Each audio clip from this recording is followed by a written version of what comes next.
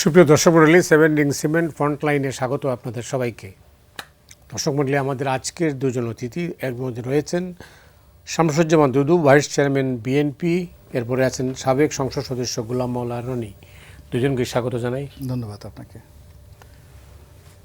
আজকে যে বিষয়টা, ডিএমপি কমিশনার একটা মন্তব্য দিয়ে শুরু করতে চাই। তিনি বলছেন যে যেখানেই মব হবে সেখানেই অ্যাকশন। তো দুদু ভাই, তো আমরা তো ওই মব সংস্কৃতির সঙ্গে ওই অন্তর্বর্তী সরকারের সময় থেকে আমরা পরিচিত হলাম বাংলাদেশে। এর আগেও ছিল অল্প, বাট এখন তো ব্যাপকভাবে। হ্যাঁ, অল্প। তারপরে এখন আবার এটা মহামারীর রূপ নিছে। জি, তো কেন? বিশেষত গণঅভ্যুত্থান পরবর্তী সময়ে আমার কাছে যেটা ব্যক্তিগতভাবে মনে হয়েছে যে তরুণরা, আমরা যাদেরকে প্রশংসা করেছি, মাথায় তুলে রেখেছি, এখনো আমরা মনে করি এই ছেলেগুলো এই নেতৃত্ব দিয়ে জাতিকে সেই সময় কর্তৃত্ববাদী শাসনের হাত থেকে জাতিকে মুক্ত করার একটা বিশাল ভূমিকা পালন করেছে। কিন্তু খুব অল্প সময়ের মধ্যে যেটা আমার কাছে মনে হয়েছে যে সম্ভাবনাময় একটি আগামী দিনের নেতৃত্ব আমরা মানে লোভের কাছে মানে আত্মসমর্পণ করা, ধ্বংস হয়ে যাওয়া। মধ্যে আপনি তো নিজেও ছাত্র আন্দোলনে একসময় ছিলেন। 69 গণঅভ্যুত্থানের পরে ওই সময় যারা ছাত্র আন্দোলনে বা ইয়েতে নেতৃত্ব দিয়েছিল গণঅভ্যুত্থানের প্রেক্ষাপটে, পরবর্তী সময় তারা জাতীয় নেতা হিসাবে জাতীয় রাজনীতিতে ভূমিকা পালন করেছে। ঠিক তেমনি 90-এও যারা গণঅভ্যুত্থানে ছিল তারাও কম বেশি, আমি নিজেও সেখান থেকে উঠে আসা, ভূমিকা পালন করেছে। হয়তো এক একটা প্রশ্ন তোলা যাবে না তা না, কিন্তু ব্যাপক অর্থে সেই ফোর্সটাই পরবর্তী সময়ে জাতীয় রাজনীতিতে। ঠিক তেমনি 24-এর গণঅভ্যুত্থানের পর আমি যেমন প্রত্যাশা করেছিলাম, অন্যরা প্রত্যাশা করেছিল, কিন্তু এরা লোভের কাছে শুধু আত্মসমর্পণ করেনি, খুব কম সময়ের ভিতরে তারা মানে নিজেদেরকে নিজেরাই আমার বিবেচনায় ধ্বংসের শেষ প্রান্তে নিয়ে গেছিল। আপনি কি মনে করেন না যে যদি তাদেরকে মন্ত্রিসভায় না নেওয়া হতো, অর্থাৎ উপদেষ্টা পরিষদে না নেওয়া হতো, তাহলে এই বিপর্যয়কর পরিস্থিতি এটা একটা মানে ওইদিকে ঠেলে দেওয়া, মানে বিলাস বৈভব, স্কুলের ছেলে কলেজের ছেলেরা যখন ওই জায়গায় গিয়ে বসে যায় এবং সেই সুযোগটা আবার মানে জগৎ বিখ্যাত ব্যক্তি করে দেয়, তখন এর থেকে বড় ট্র্যাজেডি আর নাই। যে কোনো গণঅভ্যুত্থানের লড়াই সংগ্রামের পরে জাতীয় নেতৃত্ব পর্যায়ে যারা এসছেন তারা কিন্তু ছাত্রদেরকে আবার ক্লাসরুমে, আবার শিক্ষাঙ্গনে ফিরে যাওয়ার, আমাদের সময়ও এই কথা বলা হয়েছে, এবং সেটি তারা শিরোধার্য করে গেছেও। 2-4টে ঘটনা এই ক্ষেত্রে মবের প্রসঙ্গে, এই জন্যে আমি এই প্রসঙ্গগুলো নিয়ে আসলাম। যেই প্রতিষ্ঠানে গেলে অর্থ পাওয়া যাবে, যার কাছ থেকে পয়সা পাওয়া যাবে, তাকে একটা ট্যাগ দিয়ে এমন একটা বিশৃঙ্খলাপূর্ণ অবস্থা করেছে, সে বাধ্যে পারলে বাড়ি লিখে, বউ লিখে দেয়, এমন পরিস্থিতি সেই সময় তৈরি হয়েছিল। কে যেন কোথায় আমি পড়লাম, ইউটিউব বা কোনো জায়গায় দেখলাম, ওই সময় একজন আন্দোলনের নেতৃত্বদানকারী, এখন একটি দলের মুখপত্র, এত কম সময়ের ভিতরে সে এত বিপুল অর্থের মালিক হয়েছে। মানে এটা আমার সম্ভবত পত্রিকাতেও আসছে যে এটা আনএক্সপেক্টেড, এটা চিন্তা করা যায় না। আমরা ছাত্র আন্দোলন করেছি, কিন্তু ওই মবটা হচ্ছে টাকা অর্জন, সম্পত্তির দখল এবং মানুষকে চাপে রেখে মানে নিজের কার্য উদ্ধার করা, ওই জায়গায় এটি এস্টাবলিশমেন্ট হয়েছে। এবং এটার পিছনে ওই ভদ্রলোক যার কথা বললাম, যে মন্ত্রী বানিয়ে, মন্ত্রী পদমর্যাদায় উপদেষ্টা বানিয়ে এদেরকে ব্যবহার করে সে 90 দিনের শাসনটাকে 18 মাসে নিয়ে গেছে। এটা এক্সাম্পল তো আমাদের দেশেই ছিল। 90-এর গণঅভ্যুত্থানের পরে যাকে সবাই মিলে নিয়ে আসছিল, তিনি জাস্টিস শাহাবুদ্দিন সাহেব শর্তাধীনে আসছিলেন যে তিনি আবার ফেরত যাবেন তার জায়গায়, এবং 90 দিনের মধ্যে তিনি নির্বাচন করে চলে গেছিলেন। এত বাহানা তিনি করেননি, ইনিও আসতে চাননি। শর্তটা হচ্ছে আমি 5 বছর থাকবো, 90 দিনে ইলেকশন করে যাব না, ব্যাপারটা এরকম। তো একটা পর্যায়ে মানে শেষের দিকে আপনার বোধহয় স্মরণ আছে, উনি জাপানের সময় তখন বোধহয় ইয়েতে ছিল, সফরে ছিল, ফ্রান্সে ছিলেন। ফ্রান্সে বোধহয়, না ফ্রান্সে না, মানে শেষের দিকে, যে মানুষ আমাকে 50 বছর রাখতে চায়। আচ্ছা আচ্ছা আচ্ছা, ওটা জাপানে। জাপানে পরে এসে 5 বছরেও কথাও বলছে। আমার কাছে মনে হয়েছে রাজনীতি এবং মানুষের নৈতিকতা এবং এই ছাত্রদেরকে ধ্বংসের দিকে যে মানে 650 কোটি টাকা আমার কাছে মনে হয়েছে কর মওকুফ করে ক্ষমতা চেয়ারে বসে নিজের প্রতিষ্ঠানকে, এই জিনিসগুলো আপনার সহজভাবে নেওয়া তো খুব কঠিন। আমি একটু আসি আপনার কাছ থেকে, গোলাম মাওলা রনি, আমি জানি আপনি এই বিষয়ে ভালো বলবেন। ব্যাপারটা কি আসলে এই সংস্কৃতির মধ্যে আমরা ঢুকে পড়লাম কেন, আর এখান থেকে আমরা বের হতে পারছি না কেন? এটা প্রথমত আল্লাহ আমাদেরকে একটা শিক্ষা দিতে চাচ্ছিলেন, যে আমরা যে অনেক সময় আকাশের চাঁদ দেখে কবিতা রচনা করি, গল্প লিখি এবং চাঁদের প্রেমে পড়ে নিজের ঘর সংসার ছেড়ে যাই। তো এই চাঁদ যে আমাদের জন্য কতটা ভয়ঙ্কর হতে পারে, এই 24-এর গণ অভ্যুত্থান না হলে আমরা কখনো সেটা বুঝতে পারতাম না। ফলে আমাদের এই শিক্ষাটা দরকার ছিল। মবের যে কথা বললেন, এটা আমি প্রথমে এই ঢাকা মেট্রোপলিটন পুলিশকে দিয়ে শুরু করি। রাইট, প্রথমে এটা দিয়ে শুরু করি। আমার কাছে যেটা মনে হচ্ছে যে এই যে ভদ্রলোক এখন যিনি আছেন ভারপ্রাপ্ত, আমার কাছে এই ভদ্রলোক হোক বা যাকে হোক না কেন, এই পদটি ঢাকা শহরে এই পদটি পার্মানেন্ট করা উচিত। এর কারণ হলো সাজ্জাদ সাহেবকে এখানে আনা হলো। সাজ্জাদ সাহেব তো রিটায়ার্ডে চলে গেছিলেন, বয়স্ক মানুষ, তাকে এনে এখানে বসানো হলো। ঢাকা মেট্রোপলিটন পুলিশের মতো একটা জায়গাতে আসলে দীর্ঘদিন যাবৎ সবচেয়ে চৌকস এবং যাদেরকে বলা হয় তেজি, তো একজন মানুষ রিটায়ার্ডে থাকলে হতাশায় ফ্রাস্ট্রেশন তার ভিতরে অনেক কিছু চলে আসে। তো তাকে দেওয়া হলো। তো তারপরে শেষের দিকে সে যখন একেবারে অ্যাক্টিভ হয়ে উঠলো, এবং মানে আমার কাছে যেটা মনে হয় যে I am must grateful as a বিএনপির একজন কর্মী হিসেবে, যে ওই দিন যদি সাজ্জাদ সাহেব লাঠি নিয়ে না নামতেন, ইউনূস সাহেবের বাসার সামনে যে মবটা হচ্ছিল ইলেকশনটা পিছিয়ে দেওয়ার জন্য, এবং সাজ্জাদ সাহেব সেই দিন নিজে গালাগালি করে লাঠি নিয়ে পুরো মবটাকে যদি ভেঙে না দিতেন, ইলেকশনটা হতো না। কিন্তু যেটাতে আমি দেখলাম যে নতুন সরকার আসার সাথে সাথে প্রথম যে কাজটা করলো, এই সাজ্জাদ সাহেবকে সেখান থেকে তাড়ানো হলো। আমি এটার কোনো রিজন বুঝতে পারি না। আমি ওই দিনই, আমি যেদিনই এই কাজটা করলো, আমি তো ফার্স্ট স্ট্যাটাস দিলাম যে আজকে একটা নতুন ইতিহাস রচিত হলো। আজকে যেভাবে ইউনূস সাহেবকে ঘেরাও করা হয়েছিল একটা সিদ্ধান্ত নেওয়ার জন্য যে ইলেকশন হবে না, উনি যদি আর মাত্র আধা ঘন্টা 30 মিনিট সময় পেতেন, এই 30 মিনিট সময়ের মধ্যে সিদ্ধান্ত হয়ে যেত। কিন্তু এই সময় সাজ্জাদ সাহেব কী করলেন, সে ঘর থেকে চলে এলেন স্যান্ডেল পরে, গেঞ্জি পরে, শুক্রবার দিন নামাজের পর এসে নিজে সেই মবটা ভেঙে দিলেন, কিন্তু তাকে তাড়িয়ে দেওয়া হলো। এরপর আরেকজন ভদ্রলোককে আনা হলো এখানে। তিনি দাড়িওয়ালা, বেশের দেখে সে ইরানিয়ান মনে হলো। খুব অল্প সময়ের মধ্যে তিনি থাকলেন, তারপর চলে গেলেন। আবার এই যে এখন এই নতুন যে ভদ্রলোক আসছে, মিস্টার নজরুল, আমাদের বন্ধু মানুষ, কিন্তু এও দীর্ঘদিন বঞ্চিত, মানে আওয়ামী লীগের জমানাতে পুরো সময়টাতে বঞ্চিত। এখানে সে বোধহয় যুগ্ম কমিশনার ক্রাইম হিসেবে ছিলেন, সেও ভারপ্রাপ্ত আছে। তো এইরকম ভারপ্রাপ্ত দুর্বল লোক দিয়ে মব বন্ধ করা যাবে না। কেন যাবে না? আপনি দেখেন, যেটা দুদুভাই বললেন যে ক্রমবর্ধমান হারে, এটা আমি বলবো যে অনেকটা সুনামির মতো করে এই মবটা বাড়ছে।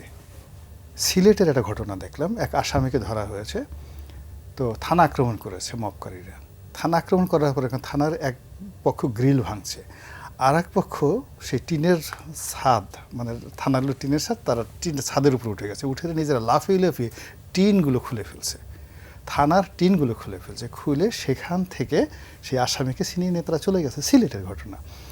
এরপর আপনি দেখেন গ্রাফিতি নিয়ে যে ঘটনাটা ঘটলো চট্টগ্রামে, তো সেখানে পুলিশ তো কিছুই করতে পারেনি, উল্টো যে মেয়র নির্দেশ দিয়েছিল, সেই মেয়র নিজে এসে নিজের হাতে গ্রাফিতি তাকে অঙ্কন করে এই মব তাকে সেটা ছেড়েছে। এরপর আপনি দেখেন গাজীপুরে যে ঘটনাটা ঘটছে, যে একজন ভাইস চ্যান্সেলরকে নিয়োগ করা নিয়ে, এখন পর্যন্ত সেই সমস্যাটা সমাধান হয়নি। এখানে পুলিশ কিচ্ছু করতে পারেনি, নাথিং।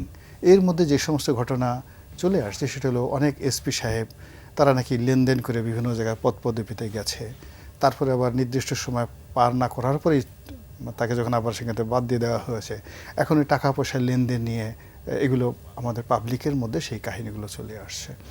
তো পুলিশ ইটসেলফ জুলাই আগস্ট বিপ্লবের সময় তাদের যে ট্রমা ছিল, সেই ট্রমার পরে তারা এখনো পর্যন্ত পোশাক পরিবর্তন করা, আবার নতুন করে পোশাক পরিবর্তন হবে, এর বাইরে তাদের যে মোরাল যে জায়গাগুলো, সেই জায়গাগুলো এখন পর্যন্ত হয়নি। বরং এখানে দলাদলি হঠাৎ করে রনি, মব কেন হয়? আচ্ছা, আমি ওখানে আসছি।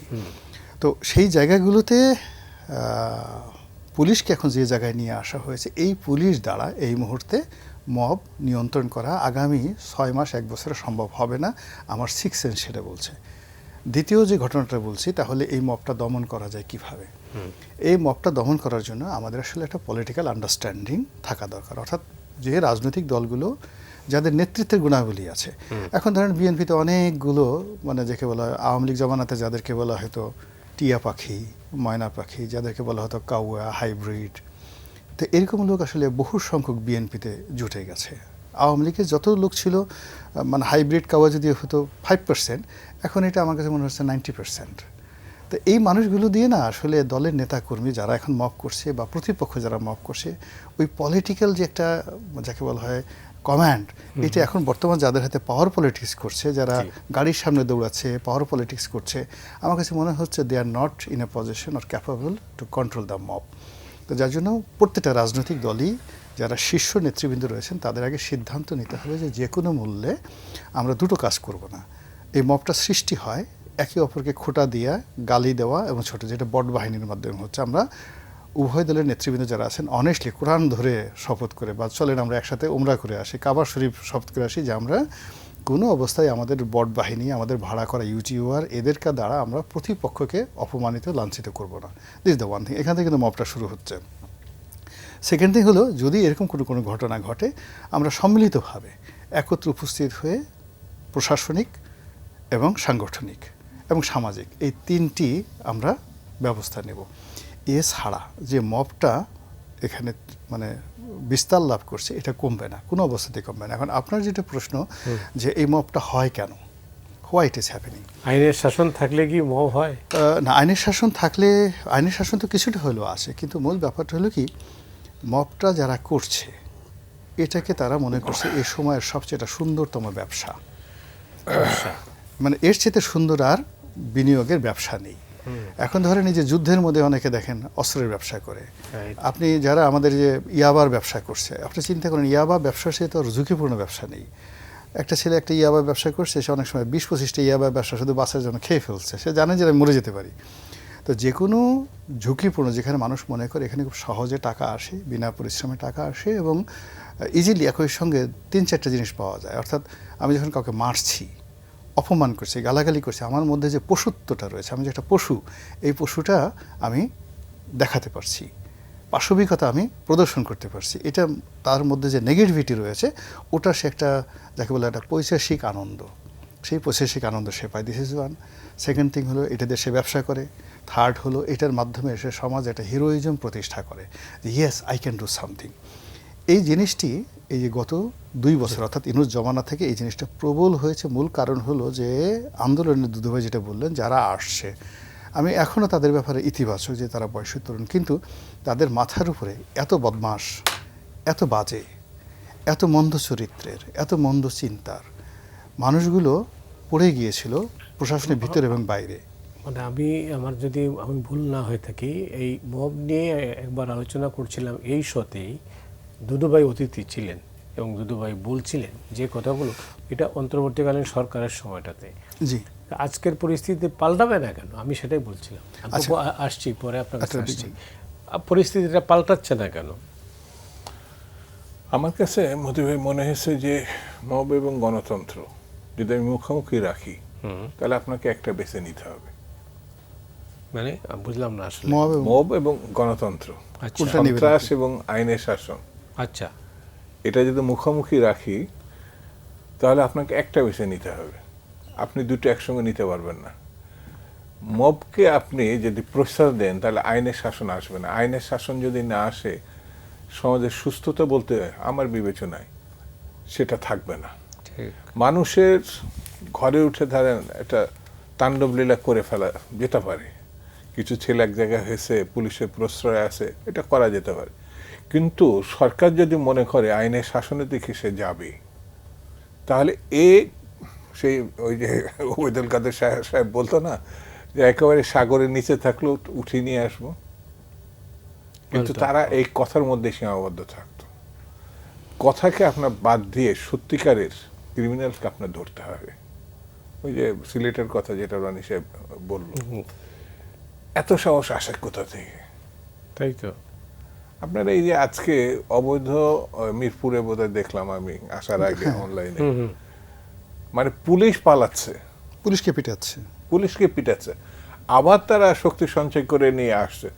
তা আমার একটা স্টাডি থাকবে না, আমি কোথায় যাচ্ছি, পরিস্থিতি কি, আমার মানে কি নিয়ে যাব, আমার সবই তো আছে। আমি আনসার বাহিনী নিব, পুলিশ নিব, না মিলিটারি নিব, না বিজিবি নিব, এটা সিদ্ধান্তে আসতে হবে। তো তো আমি পুলিশ যদি দৌড়াই তাহলে পরে তো এটা আরেকটা অবস্থা তৈরি হয়ে যাবে, আমার বিবেচনায় আরেকটা অবস্থা তৈরি হয়ে যাবে।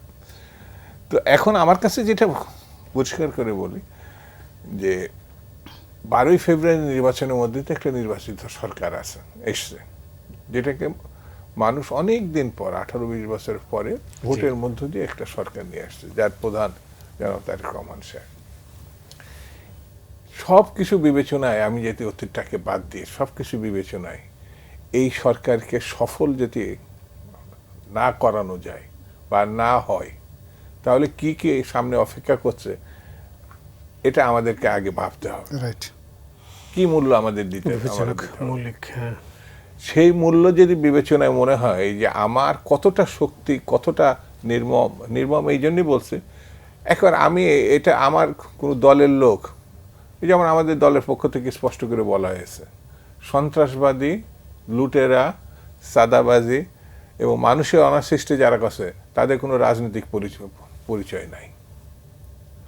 এটা বলে যদি আমি কাজে নামি তাহলে দেখবেন রাতারাতি সব চেঞ্জ হবে আমি বলছি না, কিন্তু একটা সিগন্যাল পাবে মানুষও। আপনার যেমন মানুষ যখন ভালোর দিকে দেখে যে এরা মানে একটা ভালো কিছু রাখবে, মানুষ কিন্তু তার সঙ্গে যায়।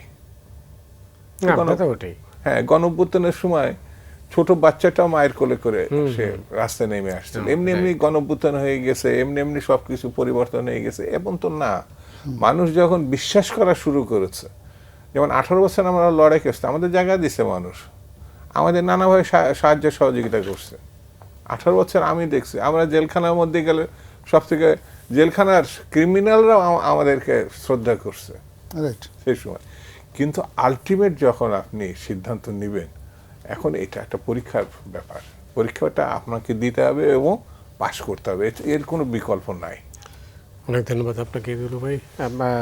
মাওলানা রনি, আপনি নিশ্চয়ই জানেন দুর্বল শাসন থাকলে এই মব চলতেই থাকবে, এমন একটা ধারণা অনেকের মধ্যে আছে। আপনার কি মনে হয়? না, এখানে শাসনের আসলে কোনো দুর্বলতা অক্ষমতা বলে তেমন কিছু নেই। সব শাসকের ব্যক্তিত্ব, সব শাসকের শিক্ষা ওইরকম হয় না। একটা রাষ্ট্র চলে মূলত একটা সিস্টেমের উপরে।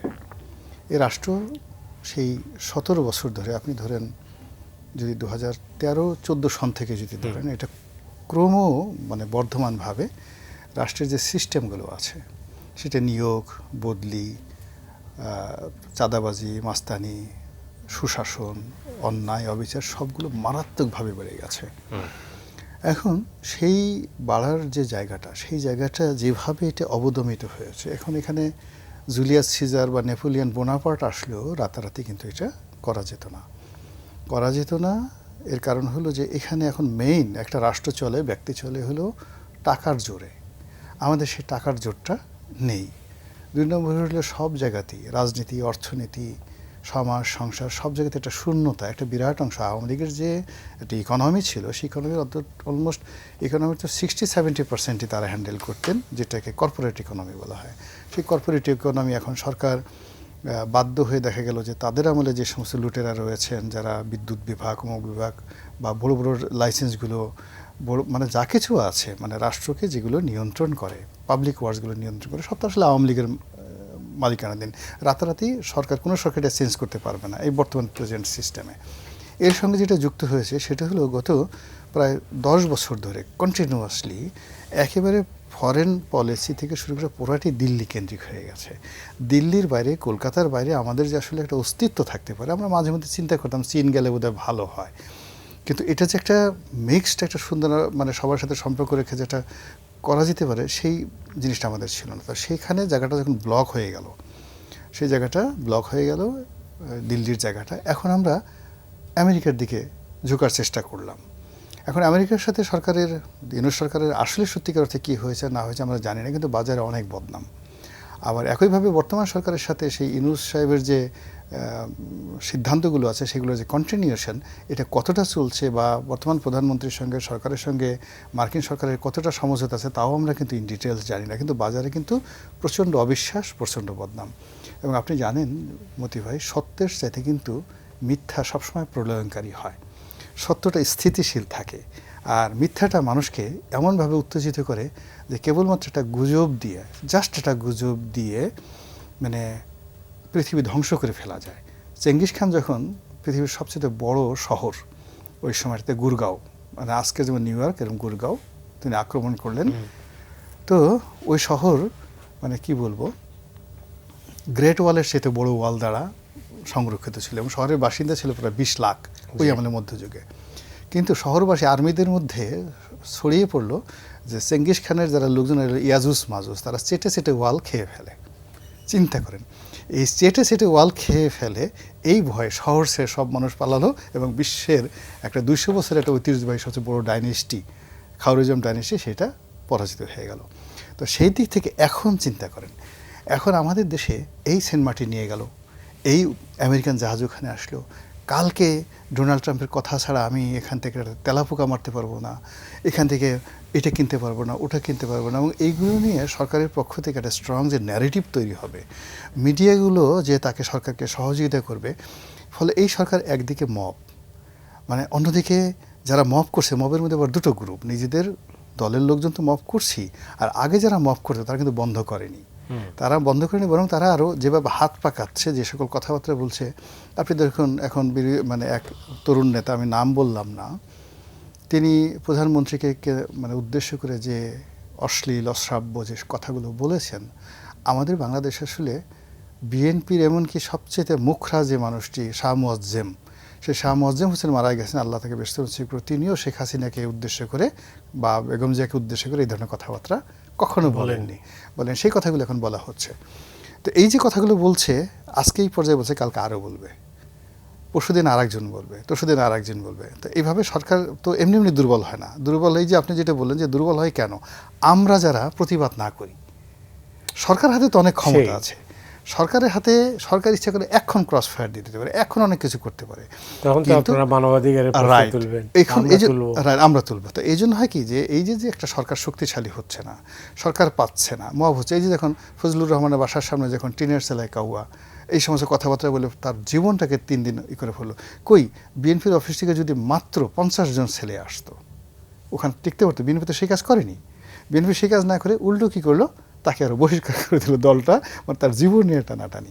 আবার এখন দেখেন একই অবস্থা, বিএনপির অনেক নেতা, এই যে একজন আমাদের মন্ত্রী, সবচেয়ে বড় মন্ত্রী এখন রবিউল মন্ত্রী, তো তিনি যে আমার নির্বাচনী এলাকাতে ওখানে গেলেন, গিয়ে সে ওখান থেকে বেচারা গিয়েছে একটা ব্রিজ দেওয়ার জন্য, চমৎকার একটা ব্রিজ দেবে এলাকাতে, এবং ওটা বহুকালের, মানে ওইটা একেবারে ব্রিটিশ জমানা থেকে ওই ব্রিজটা কিন্তু হওয়ার জন্য মানুষের একটা জনদাবি, এবং ওটা নিয়ে নাকি একজন বাচ্চা মেয়ে প্রধানমন্ত্রী বা অন্য কাউকে একটা চিঠি লিখেছে, তার রেসপন্ডে ওখানে গেছে। এটা আবেগপ্রবণ ঘটনা। সেই আবেগপ্রবণ ঘটনার পরিবর্তে কী করলো, ওখানকার যারা জামাতের লোক, বিএনপির লোক, তারা মারামারি করে সেই বেচারা ভাগ্য ভালো আরেকটু হলে মার খেয়ে আসতো, আরেকটু হলে সে জীবন নিয়ে ওখানটা। পটুয়াখালীর লোক কিন্তু ভীষণ রকম রাগী, এবং তারা যখন রাগ হয়ে যায় আগে অপকর্ম ঘটায়, তারপরে ভাবে যে কি হবে, আগে যে মেরে নাও তারপর কথা। এই অঞ্চলের লোক, ওখানে আমাদের যেমন গলাচিপা, বাউফল, তারপরে যে কুয়াকাটা, এটাতে লাভবান হলো কারা? লাভবান হলো যারা এই ভয় দেখাতে পারলো। মনে করেন যে একটা মন্ত্রী, কিন্তু কাজ তো হলো না। না কাজটা হয়তো হবে, কিন্তু আমার বক্তব্যটা হলো সরকারের সবচেয়ে একটা পাওয়ারফুল মন্ত্রী, সেই পাওয়ারফুল মন্ত্রী প্রত্যন্ত অঞ্চলে গিয়ে দাবড়ানি খেয়ে এলেন, সেখানে সংগঠন কিছু করতে পারলো না, বাকি দুজন সংসদ সদস্য দাঁড়িয়ে থাকলেন, তাদের কোনো চেন অফ কমান্ড নাই।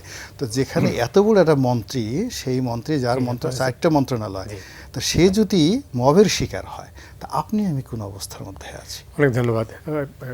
বিরতিতে যাব এর আগে দুটো ভাই আপনার যদিও আমি জানি না এই বছর রাজনৈতিক সংস্কৃতির কথা বললেন রনি, তো এই সংস্কৃতি কবে আমরা কি সংস্কৃতি দেখব? আমরা তো ভাবি প্রতিবারই স্বপ্ন দেখি যে এই বোধহয় কাল সকালে চেঞ্জ হয়ে গেল, এই পরে চেঞ্জ হয়ে গেল। চেঞ্জ তো এখন নতুন করে আসে। এই যেটা উদাহরণ বললেন যে বরিশালে, মানে এটার মধ্যে পটুয়াখালীতে যেটা ঘটলো, এটা খুবই দুর্ভাগ্যজনক এবং মন্ত্রী আসলেই কি আসছেন। তো এই পরিস্থিতির দিকে যাচ্ছে কেন? এটা কি সব রাজনৈতিক কারণ না আরো অন্য কিছু? এটা দুটো কারণ থাকে। পরিস্থিতি অনুধাবন করার একটা দৃষ্টিভঙ্গি, আর একটা হচ্ছে তাৎক্ষণিক বিবেচনায়, যেটাকে অনেক সময় বলা যায় উদ্ভূত পরিস্থিতিতে তাৎক্ষণিক সিদ্ধান্ত যে নিতে পারে, পলিটিক্যাল সায়েন্সের কথা, সেই নেতা।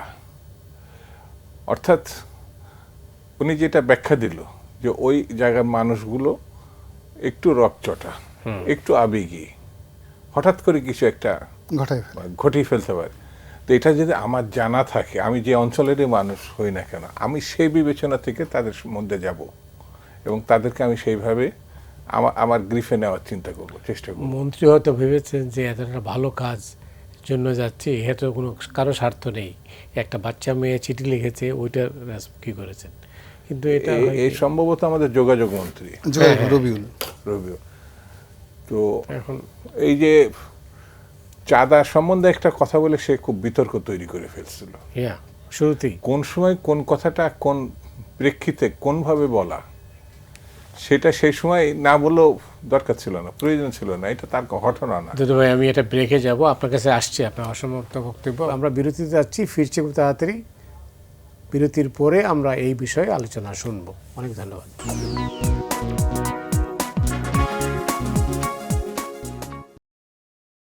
সুপ্রিয় দর্শক মণ্ডলী, আপনারা দেখছেন ফ্রন্টলাইন। আমাদের দুজন অতিথি গোলাম মাওলা রনি এবং শামসুজ্জামান দুদু। শেষ দিকে আমরা যখন বিরতিতে যাই তখন আমরা দুদু ভাইয়ের বক্তব্য শুনছিলাম, অসমাপ্ত বক্তব্য, যেটা নিয়ে আপনি বলছিলেন আর কি। না না, কিছু কিছু আছে তাৎক্ষণিক বিবেচনায়, মানে সেই ব্যক্তি সাফল্যতার সঙ্গে যদি পরিস্থিতি নিয়ন্ত্রণ করতে পারে সে নেতা। আবার অনেকে বড় বড় ব্যক্তিত্ব ধস নামিয়ে যায়, সাফল্যের সঙ্গে সেটা কন্ট্রোল করতে পারেনি। এটা রাজনীতি আমি ছাত্র জীবন থেকে দেখে আসছি এবং এখন তো একটা পরিণত বয়সের দিকে আসছি। গণতন্ত্রের সব কিছু আপনাকে ওপেন করে, সব সমালোচনা, সব পত্রিকা, মিডিয়া, সব কিছুকে আপনার সুযোগ দিয়ে তারপরে তো আপনাকে সরকার পরিচালনা বা সামনের দিকে এগোতে হবে।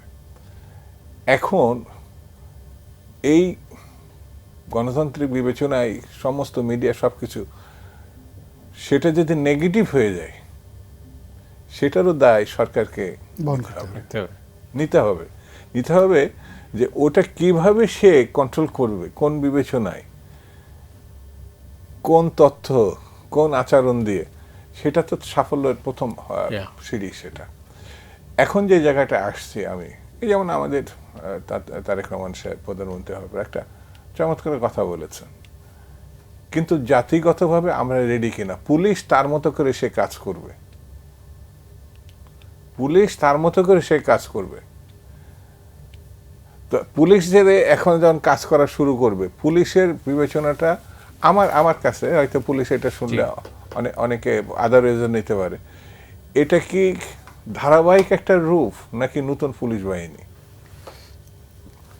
এটা নতুন তো কিছু দেখছি না। হ্যাঁ, আমার কাছে ওই জায়গাটাই তো প্রশ্ন। তো এখন আমি তার কাছ থেকে কোনটা প্রত্যাশা করব, কিভাবে প্রত্যাশা করব? আমাদের দেশের সামগ্রিক রাজনৈতিক সংস্কৃতিটা কোন অবস্থায় আছে সবকিছু দেখতে হবে। তো একটা মানুষ, আমি তো একটা পুলিশের বিরুদ্ধে হয়তো সত্য মিথ্যাটা কিছু ধরে দিলাম, তো সে চাকরি রক্ষা করে তারপর তো সামনের দিকে যাবে। রাইট। এখন পরিস্থিতি সে আগে দেখবে, এই ঘটনায় যদি আইনগত দিক থেকে আমি ব্যবস্থা নিই তাহলে আমার চাকরি থাকবে কিনা, কথার কথা পরিস্থিতি সে এটা বিবেচনায় নিতে পারে। যেমন এই যে একটা ইউনিভার্সিটিতে একজন ভাইস চ্যান্সেলর নিয়োগ হয়েছে, কারা করছে এটা? ঢুকতে দিবে না, কারা এরা? যখন ঢাকা বিশ্ববিদ্যালয়ে তাদের লোক ভাইস চ্যান্সেলর হয় এবং সারা বাংলাদেশে তাদের লোক ভাইস চ্যান্সেলর হয়, তারা কিন্তু খুব খুশি। কিন্তু তারা বিবেচনা করছে যে এটা তার লোক না, তাহলে এরা কারা? সরকার এই জায়গাটায় মানে কোন সিদ্ধান্তে আছে, বা সরকার সমর্থিত যারা আছেন তারাই কোন পরিস্থিতিতে আছে? ছাত্র রাজনীতি করছি তো, সব কিছু আপনার 100% অ্যাকসেপ্টেবল হবে তারপরে আমি মানব, এমন তো না। কাটসাট করে একেবারে বিপরীতধর্মী মানুষের সঙ্গে তো চলতে হয় অনেক সময়, কিন্তু এখন চলছে না। তাহলে এই জিনিসটা আস্তে আস্তে আস্তে আস্তে কোন দিকে নিয়ে যাওয়ার চেষ্টা হচ্ছে? এনার্কির দিকে। এনার্কিজম যদি ডেভেলপ করে, যে মবের কথাটা একটু আগে আমরা আলোচনা করলাম, সেটা যদি গ্রাস করে আমাদেরকে, তখন সুস্থ যে সাংস্কৃতিক গণতান্ত্রিক সংস্কৃতির কথা আমরা বলছি, সেটা তো পিছু উঠবে। তাহলে সরকারের এখানের ভূমিকা মতে আমার কাছে মনে হয়, সালাউদ্দিন সাহেব এখন স্বরাষ্ট্রমন্ত্রী, সে কিন্তু বললো মব বলে কিছু থাকবে না, মব বলে কিছু থাকবে না। আরও বোধহয় 1.5-2 মাস আগে এই কথাটা বলছে উনি স্বরাষ্ট্রমন্ত্রী হওয়ার পরে।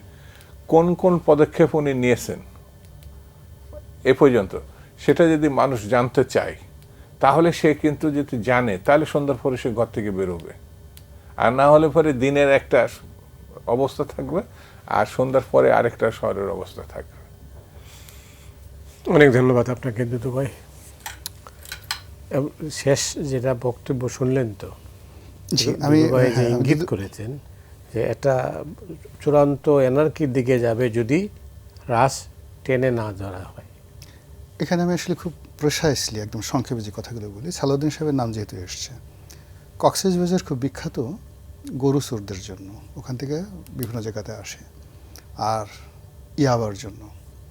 সারা বাংলাদেশে ইয়াবা বদী হিসেবে যে কুখ্যাতি অর্জন করেছিল, যেহেতু তিনি এখন স্বরাষ্ট্রমন্ত্রী এবং কক্সবাজার দক্ষিণাঞ্চলে ওই অঞ্চলের হর্তাকর্তা, তার প্রথম মানে যাকে বলা হয় সফলতা হবে, ওই সীমান্ত দিয়ে এক পিস ইয়াবা এই ঢাকা শহরে আসবে না।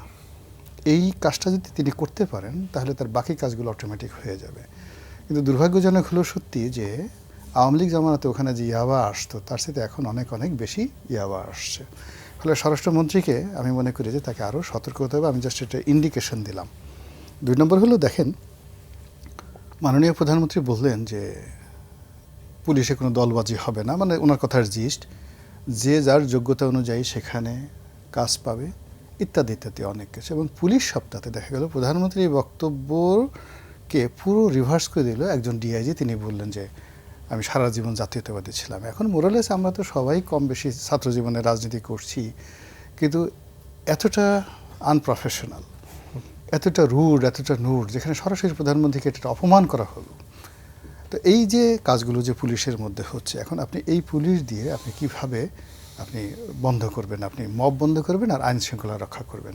তো এই জায়গাগুলোকে প্রধানমন্ত্রীকে আগে মেনশন করতে হবে। তারপর আমি যেটা দেখলাম যে ধরেন এখন চাঁদাবাজির একটা আশ্চর্য জিনিস, আমি এই এখনই দুদুভাই যখন কথা বলতেছিল ভাবতেছিলাম যে 18 মাস সরকারের যে পোস্টগুলো এবং রাষ্ট্রের যে প্রধান পোস্টগুলো, এগুলো জামাত এনসিপি তারা অকুপাই করে রেখেছে। এবং ইচ্ছে করি যে চাঁদাবাজির যে জায়গাগুলো, সেগুলো এমনভাবে ওপেন করে রেখেছে যেন বিএনপির লক্ষ লক্ষ নেতাকর্মীরা ওখানে গিয়ে ওই যাকে কামড়াকামড়ি করে, আর সেটা তারা সুন্দর করে বাজাতে পারে। এবং ঠিক সেম ঘটনাটা ঘটেছে। কিন্তু তারপরেও কিন্তু জনগণ সেটা মাইন্ড করে নাই। তারা মনে করছে যে বিএনপি ক্ষমতায় নেই, তারেক রহমান সাহেব আসলে বা দল যদি ক্ষমতা আসে এটা আর থাকবে না। ফলে সেই দিক থেকে বিএনপি ক্ষমতা আসার পর তার প্রথম এবং প্রধান দরকার ছিল, ইভেন প্রথম সপ্তাহে যদি অপারেশন ক্লিন হার্ট করা হতো সরকারের জন্য অনেক ভালো হতো, যেটা আপনি একেবারে শুরুতে বলছিলেন যে কঠোরতার ব্যাপারে। ফলে কি হলো, এই চাঁদাবাজিগুলো বন্ধ হয়নি এবং এখন এটাকে এমন একটা প্রাতিষ্ঠানিকভাবে জামাত বলছে যে কারণ বাজারের মুরগির বাজার থেকে প্রতি মাসে 60 লাখ টাকা চাঁদাবাজি হচ্ছে, এটা প্রকাশ্যে সেখানকার সংসদ সদস্য বলছেন। তো এই বিষয়গুলো বিএনপি এখনো পর্যন্ত কগনিজেন্সে নিয়ে একটা কার্যকর যে ব্যবস্থা, সে বলছে যে আমরা 450 চিহ্নিত চাঁদাবাজকে মানে নাম করা শীর্ষ চাঁদাবাজকে চিহ্নিত করেছি, তাদেরকে গ্রেপ্তার করার জন্য অভিযান করা হবে। এরকম নির্বোধ কথা, মানে এরকম শিশুসুলভ কথা আমরা কখনো শুনিনি। কখনো মানে লিস্ট করে তুমি চাঁদাবাজ, তারপর তুমি বসে থাকো, আমি আসতেছি তোমাকে ধরার জন্য, তারপর তোমাকে ধরে নিয়ে আমি জেলখানায় ঢুকে তারপর সকালে নাস্তা করব। তো এই যে যে জিনিসগুলো অবস্থা যারা এরকমই দাঁড়ায়, হ্যাঁ। অবস্থা তো ঘটনা সেরকমই দাঁড়িয়েছে। ফলে চাঁদাবাজি তো বন্ধ হচ্ছে না, বরং এই চাঁদাকে কেন্দ্র করে গত 3 মাসে অন্ততপক্ষে 10 থেকে 12টা আন্ডারওয়ার্ল্ডের ডন তৈরি হয়ে গেছে, যারা সেই যে কি বলবো, সেই মুম্বাই সিনেমা, সেই ছোট শাকিল, তারপর ছোট রাজন, দাউদ ইব্রাহিম, এই পর্যায়ের আপনার মারামারি। এবং এই মারামারির প্রেক্ষিতে একজন শীর্ষ সন্ত্রাসী সেখানে এই নিউ মার্কেটের মুরগিপট্টির সামনে, যেটা ওই আমরা জানি যে চারুকলা ইনস্টিটিউটের সামনে, ওখানে প্রকাশ্যে গুলি করে একজন মেরে ফেললো।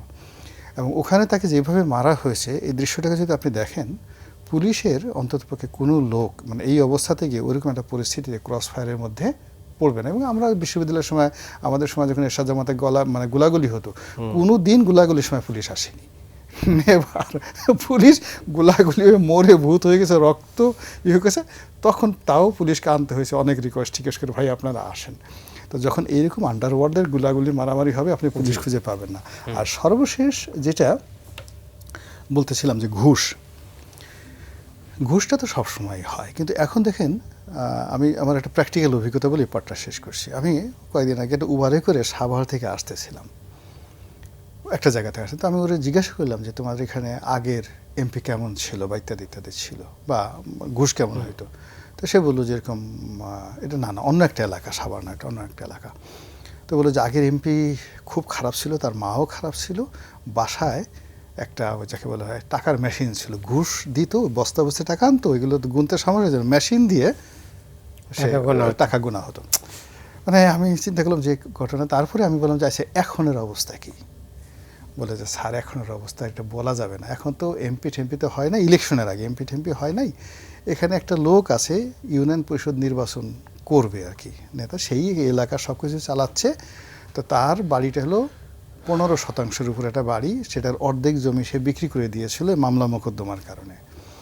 যেই দিন শেখ হাসিনার পতন হয়েছে, ওই দিন 7 ডেজের মধ্যে সে 2 বিঘা জায়গা কিনছে, তারপরে 2 বিঘা জায়গা কেনার পর একটা 2টো পাজেরো গাড়ি কিনছে, 2টো পাজেরো গাড়ি কিনছে এবং 2টা বিয়ে করছে স্যার। মানে আগের তো বউ আছে, তারপরে আরও 2টো বিয়ে করছে। তো এই লোক যদি আরও 5 বছর থাকে, সামনে থাকে যে কি করবে, আর এর সাথে সাথে যারা আছে ইলেকশনের আগে তো আপনি বুঝেন। এখন আমার একবার ইচ্ছা করে যে ওখানে গিয়ে সেই দৃশ্যটা, যে সে এখন তার লেটেস্ট অবস্থা কি। তো ঘুষটা এইভাবে বের হয়ে গেছে। আর একজনের বলতেছিল, এক মন্ত্রীর কথা, আমি নাম বলবো না এখানে, সে বলতেছিল যে ওই মন্ত্রীর সাথে এখন কোনো অ্যাপয়েন্টমেন্ট পাওয়া যায় না, অ্যাপয়েন্টমেন্ট করতে হয় তার বউয়ের মাধ্যমে, তার স্ত্রীর মাধ্যমে। তো স্ত্রী মাগনা অ্যাপয়েন্টমেন্ট দেয় না। আপনি বুঝতেছেন যে কোন জায়গাটাতে চলে গেছে মানে বদনামটা। কাজে এখানে সরকারকে সতর্ক হতে হবে। দুদু ভাই শুনেছেন অবশ্য, হ্যাঁ আপনি যা বলছেন, হ্যাঁ দুদু ভাই শুনেছেন। ওইটাই বলতেছি। এখন আমরা তো এই জিনিসগুলো হয় কি, এর দায় দায়িত্ব একটা সময় আমরা তো বিএনপির, আমি যেই সময়টাতে বিএনপিতে যোগদান করেছি, বিশ্বাস করেন ইবলিশ শয়তানকে বললো সে সাহস পেত না। নির্বোধ না হইলে 2018 সালে বিএনপিতে যোগদান করে না। এই বিএনপিতে যোগদান করার জন্য আমার ব্যবসা গেছে, বাড়ি গেছে, গাড়ি গেছে, আই হ্যাভ গ্রেট স্যাক্রিফাইস। বিনিময়ে বিএনপি থেকে 1 কাপ চাও খাওয়া হয় না টিল নাও। কোনো অফিস বলতে পারবে না যে গোলাম মোল্লা রানী কোথাও গেছে 1 কাপ চা খেয়েছে। বিএনপি ভালো করুক, এটা আমি চাই, কিন্তু খারাপ যদি হয়, আবার ধরেন যদি শেখ হাসিনা ফিরে আসেন, আবার যদি আর্মি শাসন আসে বা বিকল্প যে জিনিসগুলো আসে, আপনার কি মনে হয় আমি দুদু ভাই আমরা একেবারে এখন সাধ্য হাতে তেতুলের বেশি আছি, আমাদেরকে ছেড়ে দেবে? ওয়েল, অনেক কিছুই বলেছে, কী বলবো না দুদু ভাই। না, একটা জায়গায় তো আমাদের একটা কমন পয়েন্টে তো আসতে হবে। এখন এটা ওই যেটা বললেন, আপনি যদি এখন ভালোবাসার সরকার চালাইতে চান, তাইলে কি সম্ভব? না ভাই, এই জায়গাটায় যেমন আপনি ভালোবাসার কথা বললেন, এটা আমার বিবেচনা, আমি অনেক জায়গায় টকশোতে এর আগেও বলেছি। একসময় ডক্টর ইউনূসের সরকার স্বপ্নের সরকার ছিল। তার ব্যক্তিগতভাবে যাই কর্মকাণ্ড, মানুষ তার উপরে সাংঘাতিক আস্থা বিশ্বাস সবকিছু রেখেছিল। কিন্তু দিন যত গড়িয়েছে, ও মাই গড, এটা আস্তে আস্তে আস্তে আস্তে সবকিছু উন্মোচিত হয়েছে, অনেক কিছুই গেছে। কিন্তু এখনো পর্যন্ত এই নির্বাচিত সরকার আমার বিবেচনা, আমার কাছে যেটা মনে হয়, আমি ঠিক বিএনপি করে বলে না, মানে আমার এই মানে 45 বা 50 বছরের রাজনৈতিক জীবনে আমার কাছে মনে হয়েছে এখনো মানুষ হতাশ আস্থার হয় না। জায়গায় আছে, এই সরকারকে এখনো স্বপ্নের জায়গায় রাখছে, না 3 মাসের আস্থা সরকার, এখন বিশ্বাস কি হবে? এগুলো এখনো আছে। কিন্তু আজ থেকে 2 মাস আগের যে বিশ্বাস আস্থা ওটা নেই, এইটা এখন কিছুটা মানে একটু থমকে যাচ্ছে ঠিকই। মানে অনেকের বিবেচনায়। কিন্তু তারা কন্টিনিউ করুক, সরকার ভালো করুক, হ্যাঁ তারা তো ভোট সেটাই দিয়েছে, চাচ্ছে। এটা তো নো ডাউট, এটা নির্বাচিত সরকার। তো এই ভোটের মর্যাদা এই সরকারটা রাখবে এবং ভালো কিছু করবে।